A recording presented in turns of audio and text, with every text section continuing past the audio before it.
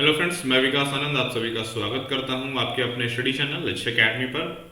Jharkhand PGT commerce PYQ यानी कि previous year question 2017 में जो आपका एग्जाम हुआ था उसके हम लोग पार्ट को डिस्कस कर रहे हैं। एंड ये हमारा 11वां पार्ट है। इसका मतलब 10 पार्ट ऑलरेडी कवर हो चुके हैं, जिसमें अभी तक हम लोगों ने 100 एमसीक्यू डिस्कस कर लिए हैं। अगर अटेम्प्ट नहीं किया तो डेफिनेटली सारे के सारे पार्ट अटेम्प्ट करो।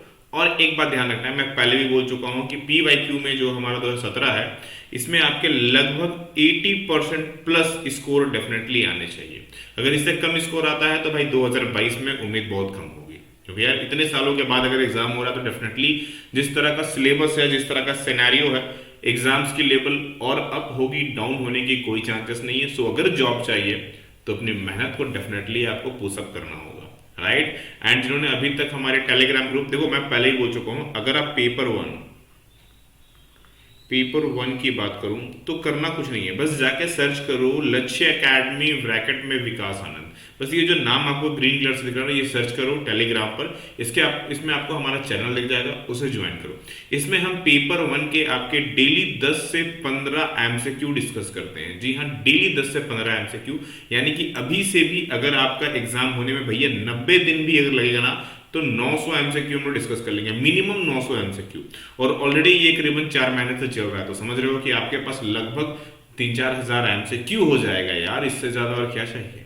तो अगर अभी तक नहीं किया है तो डेफिनेटली सब्सक्राइब करो। और सबसे इंपॉर्टेंट, ये 100% फ्री है, कोई भी आपको इसमें पे नहीं करना है। एंड अगेन, जिनको कोर्सेस एनरोल करना है, लक्ष्य एकेडमी ऐप डाउनलोड नहीं किया तो डिस्क्रिप्शन में मैंने लिंक दे दिया है मेरे दोस्त, जाकर डाउनलोड कीजिए।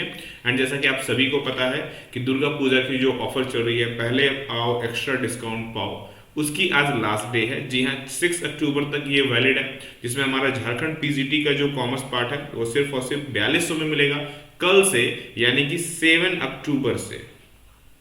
ये आपको जो प्राइसेस देखने को मिल रहे हैं ना, इस प्राइस में ये मिलने वाला है, यानी कि 6000 में आ जाएगा। झारखंड पीजीटी इंग्लिश जो कि हमारी प्रेरणा मैम के द्वारा कंडक्ट होती है, ये सिर्फ और सिर्फ 2200 में मिल रहा है, और कल से ये अगेन आपको 4000 में मिलेगा।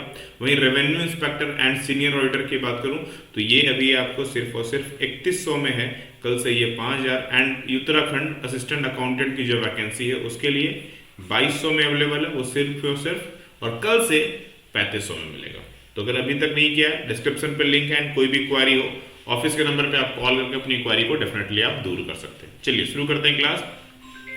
फर्स्ट क्वेश्चन जो है वो हमारा क्या है, 101 नंबर है। क्या बजा रहा है, engineering is collective bargaining, demonstrations, strike, boycott और पैकेटिंग।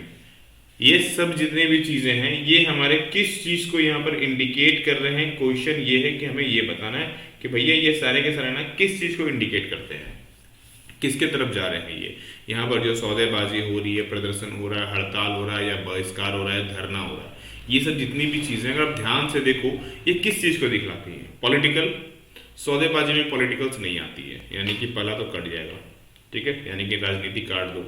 सोशल, भाई सोशल में आप जब आप सोशल में सोशलिस्ट चीजें में आते हैं ना, धरना प्रदर्शन वहां पर इंक्लूडेड नहीं होती है भाई। सोशल मतलब मिलना जुलना होता है, तो ये तो होगा नहीं, सोशल नहीं हो सकता, सामाजिक हो नहीं सकता है। यहाँ पर जितनी भी चीजें हैं, आपको कोई भी चीजें यहाँ पर इंटरनेशनली चीजें लग रही है, देख करके मुंह से निकलता है नहीं सर अंतरराष्ट्रीय तो कुछ है ही नहीं, तो बसता क्या है, ये एक इकोनॉमिक है। बिकॉज ऑफ क्यों, क्योंकि हम यहाँ पर ध्यान से देखेंगे, बार्गेनिंग बिजनेस में होती है, सौदेबाजी बिजनेस में होती है, प्रदर्शन वगैरह किस में होती है, जब स्ट्राइक्स वगैरह फैक्ट्री में जो वर्कर्स काम करते हैं प्रॉपर उनको पैसा ना मिलता हो, हड़ताल उन्हीं में होता है, चीजों का बहिष्कार वहीं पर होते हैं कि काम नहीं करेंगे, धरना प्रदर्शन, ये सभी के सभी चीजें कहीं ना कहीं हमारा इकोनॉमिक टर्म्स को रेफर करती है। So right answer is option number D, economic. Clear है। जब आपको आंसर समझना है कौन सा होगा, तो भाई जो नहीं होगा ना सबसे पहले वो छाटो, ठीक है। जैसे ही आप आंसर चूज करना पड़ोगे ना, उसमें आपको देखोगे 2-3 ऑप्शंस तो ऐसे ही खड़े खड़े कट हो जाएंगे, तो आपके लिए इजी टर्म्स है, ठीक है। दूसरा क्या है हमारे पास, the power of transfer a case from one assessing officer. ध्यान से समझेंगे हम यहाँ पर क्या बात कर रहे हैं। पावर ऑफ ट्रांसफर की बात हो रही है, a case from a one assessing officer to another subordinate assessing officer. मतलब किसी एक, मान लो कोई एक मामला चल रहा है, कोई एक मान लो एक मामला है, एबीसी एक कोई मामला है, ठीक है। इसकी केस मान लो अभी XYZ ले रहा है, ठीक है, हम उठा करके ये दे दिए PQR को। तो ये जो मामला था, जो मैंने उठा कर किसी और अधिकारी को दे दिया, स्थानांतरित कर दिया, ट्रांसफर कर दिया, ये जो पावर है, ये जो पावर है, ये किसके पास होता है? As per the regarding of income tax हमें ये बताना है। सिंपल सा क्वेश्चन है। एंड ये पावर होता है हमारा कमिश्नर ऑफ इनकम टैक्स के हाथ में। ठीक है, कमिश्नर ऑफ इनकम टैक्स के हाथ में ये पावर होता है। एकदम सिंपल सा क्वेश्चन था। चलिए अगले क्वेश्चन की ओर आगे बढ़ते हैं। Which of the following negotiable instrument is not recognized under the negotiable instrument act 1881? जो हमारा नेगोशिएबल एक्ट 1881 है हमारा, उसके अकॉर्डिंग इनमें से कौन सा सही नहीं है या रिकॉग्नाइज्ड नहीं होता है? पहला चीज, जो बिल है वो हिंदी में लिखा जाना चाहिए। बिल्कुल सही, ये पॉसिबिलिटीज है। Promisee note drawn in Urdu, नहीं उर्दू में होना चाहिए। प्रोमिसी नोट जो है वो उर्दू में लिख सकते हैं, डेफिनेटली आप लिख सकते हैं पूरी अपचार जैसे। चेक रिटन इन इंग्लिश, आपने देखा होगा चेक इंग्लिश में ही लिखा गया है, तो यहाँ भी सही होगा। उसके बाद क्या है? असह जॉब हुंडी रिटन इन गुजराती, नहीं ये गुजराती में नहीं होना चाहिए मेरे दोस्त, ये बेसिकली आपका हिंदी और इंग्लिश में आना चाहिए। So option number D is a right answer. D is a right answer, simple सा एकदम। ठीक है, चलिए अगला क्वेश्चन देखते हैं। Scheduled banks are those which are listed in the second schedule of the. Point is कि यहां पर शेड्यूल्स बैंक्स की बात कर रहे हैं, उसमें भी सेकेंड शेड्यूल्स की हम बात कर रहे हैं। तो सेकेंड शेड्यूल्स में क्या आया था? तो सेकेंड शेड्यूल्स की बात किया जाए, जो कि सूचीबद्ध किया गया था, जो हमारा शेड्यूल्स तैयार किया गया था, वो रिजर्व बैंक ऑफ इंडिया जो RBI एक्ट 1934 है उसके अकॉर्डिंग हुई थी। सो ऑप्शन नंबर सी, एकदम सिंपली बैंकिंग टर्म्स का जो आपको हम लोगों ने बैंकिंग का क्लासेस दिए हुए हैं, ठीक है, और हमने आपको इंडियन बैंकिंग एक्ट दिया हुआ है। इंडियन बैंकिंग की चीजों को अगर आप प्रॉपरली स्टडी करोगे, जितनी भी चीजें हैं ये सब आपको उसके अंदर देखने को मिल जाएगी। ठीक है, चलिए अगला, MBO management by objective. MBO क्या होता है? Management by objective is a technique, यहां पर पूछा जा रहा है, which required that is objective of enterprises. बोला जा रहा है कि जो हमारा मैनेजमेंट बाय ऑब्जेक्टिव है, उसकी जो टेक्निक है वो किस तरह के ऑब्जेक्टिव्स को देख के वर्क किया जाता है। देखो सबसे पहले चीज बात करूं, MBO है क्या? MBO क्या है? एक ऑर्गेनाइजेशन के अंदर में सारे लोग, चाहे वो टॉप में हो, चाहे वो मिडिल में हो, चाहे लोअर में हो, बेसिकली सारे मिल करके अपने ऑर्गेनाइजेशन को गोल को सेटअप करते हैं। वो गोल इस तरह से सेटअप करते हैं कि वो लोग पूरा कर सके, एंड मोस्ट इंपॉर्टेंट उस गोल को प्रॉपरली मेजर किया जा सके। सपोज हमने बोला है कि भाई हम 10 लाख की सेल्स करेंगे, तो 10 लाख का सेल का ये नंबर है, फिगर है, तो पता चल गया। अब बोल दो कि हाँ मैं अपनी स्किल्स अच्छी करूंगा, ये मेजरमेंट करना थोड़ा दिक्कत है। तो वो चीजें MBO में बोला गया कि फर्स्ट ऑफ ऑल सब मिलकर के गोल सेटअप करो, एंड सेकंड थिंग इज कि जितने भी गोल आप सेटअप करेंगे, जितने भी गोल आप बनाएंगे, जितने भी टारगेट आप रखेंगे, वो ऐसा होना चाहिए कि जिसे हम देख करके हम बता सके कि हाँ भैया आपने जो काम किए हैं ना वो प्रॉपर हुए हैं या फिर कम या ज्यादा हुए हैं। यानी कि हम बोल सकते हैं, हम ऐसी चीजों को देखते हैं जहां मेजरेबल रिजल्ट हो, मतलब हम उसकी रिजल्ट को आराम से फाइंड आउट कर सकते हैं। मेजरेबल मतलब माप लेना, ठीक है ना। जैसे कि आप बहुत अच्छे हैं, अब बताओ इसमें मेजरेबल क्या है? आप बता सकते हैं। आप बहुत बुरे हैं, आप बता सकते हैं इसमें मेजरमेंट क्या है?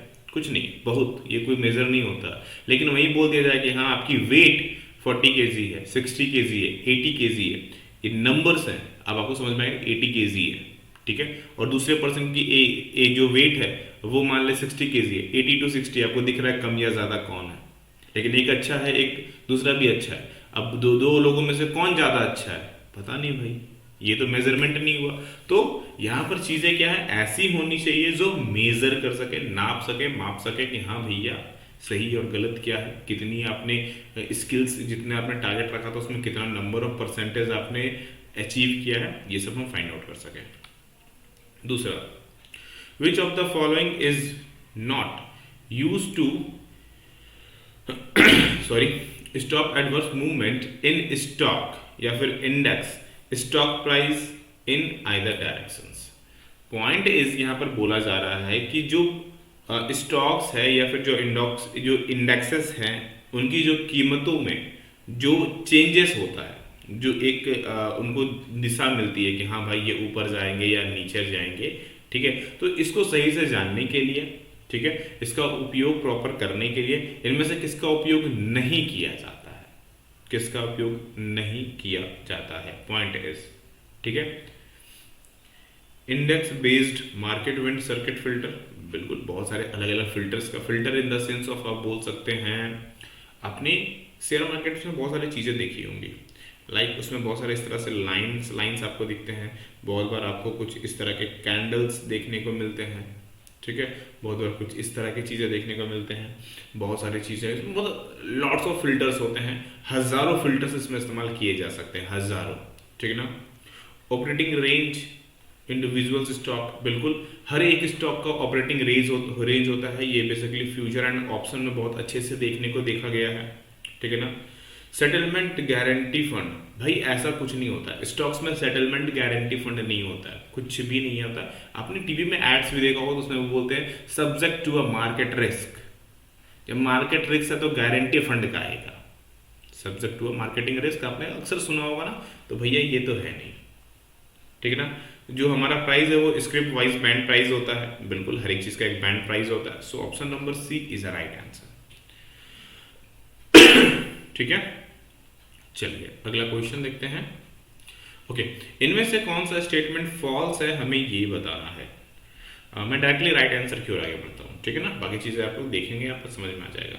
देखो ऑप्शन नंबर अगर डी देखते हैं, इंटरबैंक टर्म डिपॉजिट या term borrowing liability of original maturity 15 day, बात तो सही है यहाँ पर, जो हमारा टर्म डिपॉजिट इन इंटरबैंक होता है, ठीक है, उसकी जो मैच्योरिटी ऑफ द पीरियड होती है वो 15 डे होती है, ठीक है ना।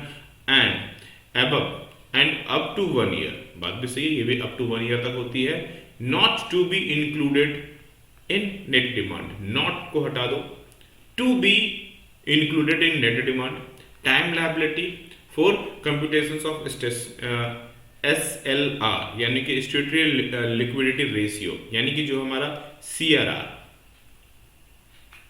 इसको भी काट दो, ठीक है, कंप्यूटेशंस ऑफ CRR के लिए ये इस्तेमाल होता है, ठीक है, यूज होता है for the purpose of the CRR, ठीक है। एंड SLR भी यहाँ पर यूज कर सकते हैं। चलो मैं दोनों चीजें यहाँ पर मेंशन कर ही देता हूँ, ज्यादा अच्छा रहेगा कि मैं 1 मिनट रुक जाओ आपके लिए और इसको इजी कर दूँ, ठीक है, चूंकि मैं नोट को काट ही चुका हूँ, अगर मैं इस नोट को काट चुका हूँ देन आप CRR भी आप यहाँ पर यूज कर सकते हैं, ठीक है, बिकॉज आप अगर नोट नहीं काटता देन ये काम आता, ठीक है ना। तो option number D is a right answer. हम maturity period of the term in deposit, term deposit हम टर्म बोरोविंग 15 दिन की मैच्योरिटी होती है, लॉन्ग टर्म पर्सपेक्टिव लेके चले तो 1 साल तक हो सकती है, एंड उस केस में ये हमारा net demand and time liability हो जाता है, जो कि CLR और SLR के लिए इस्तेमाल किया जाता है, मोस्ट ऑफ दी CRR के लिए इस्तेमाल होता है, ठीक है।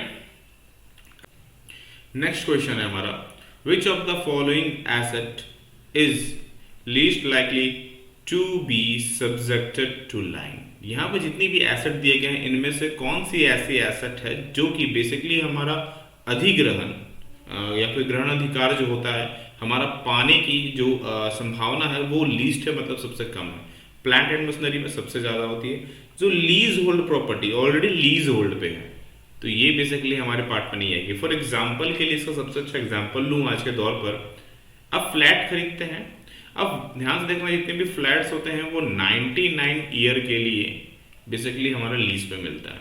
जी हाँ, फ्लैट आप खरीद तो लेते हैं लेकिन 99 साल के लिए ही मिलता है, 100% वो आपकी नहीं होती है, 99 ईयर्स के लिए होती है।